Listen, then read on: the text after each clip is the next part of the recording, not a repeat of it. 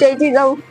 पुढच्या काही दिवसांमध्ये नाशिक येथे कुंभमेळ्याचं आयोजन होणार आहे आणि ह्या कुंभमेळ्यासाठी पूर्ण महाराष्ट्रातनच नाही तर संपूर्ण देशभरातनं ऋषी मुनी वगैरे तपासाठी येत असतात आणि ह्या सगळ्यांची निवास व्यवस्था करण्यासाठी जे नाशिक मधील तपोवन आहे त्या तपोवनातील जवळपास 1800 ते 2000 इतके वृक्ष तोडले जाणार आहेत आणि हे वृक्ष तोडल्यामुळे आपली जी भारताची संस्कृती आहे ह्या संस्कृतीला सुद्धा हानी पोहोचणार आहे.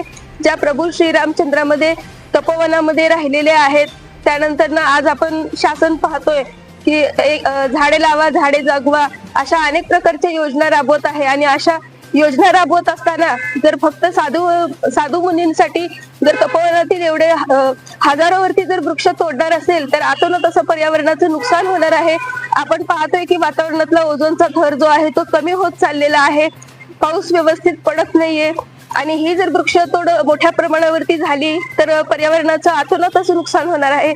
आणि ही वृक्षतोड थांबवण्यासाठी आज संभाजी ब्रिगेडच्या वतीने सोलापूरच्या जिल्हाधिकाऱ्यांना आम्ही निवेदन दिलेलं आहे. हे निवेदन जे आहे ते महाराष्ट्राचे मुख्यमंत्री, पर्यावरण मंत्री, वनमंत्री ह्या सर्वांपर्यंत पोहोचवावे अशी विनंती केलेली आहे. आणि जर नाशिक मधील तपोवनातील जर ही वृक्षतोड नाही थांबवली तर संभाजी ब्रिगेडच्या वतीने तीव्र अशा स्वरूपाचं आंदोलन करण्यात येईल असा इशारा आज आम्ही ह्या ठिकाणी दिलेला आहे. आपल्या महाराष्ट्रात काही दिवसात कुंभमेळावा होणार आहे.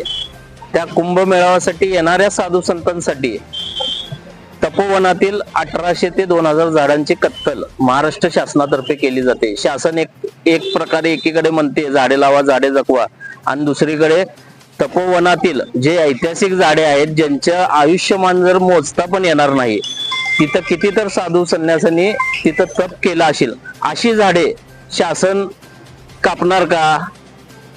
आणि त्या झाडांमुळे किती लाखो प्राण्यांचं नुकसान होणार आहे, ऑक्सिजनचं प्रमाण किती कमी होणार आहे आणि ते झाडे लावण्यासाठी किंवा त्या आयुष्य झाडांचं वाढण्यासाठी किती वर्ष लागतात याचाही हिशोब केला पाहिजे. शासन म्हणतं की एक झाडामागं 10 झाडं लावतं, ते 10 झाडं ह्या पुढे जगणार आहेत का हे पण शासनाने सांगावं. आमची शासनाला संभाजी ब्रिगेड तर्फे एकच विनंती आहे की अशी कुठेही वृक्षतोड करू नये. माननीय मुख्यमंत्री, वनमंत्री आणि पर्यावरण खात्याने यात लक्ष घातलं पाहिजे. आपले प्रभू श्रीराम ज्यांच्या नावावर तुम्ही सत्तेत बसलात ते श्रीराम AC कॉटेज मध्ये राहत होते का? ते एका त्या राहोटीमध्येच तपोवनात राहिलेले आहेत. तर येणारे साधू संतांनी पण तिथं तात्पुरत्या स्वरूपात राहोटी किंवा टेंट उभारले तरी त्यांची निवासाची सोय होऊ शकते. तर शासनाने याकडे लक्ष द्यावे किंवा संभाजी ब्रिगेडच्या स्टाईलने उत्तर देईल.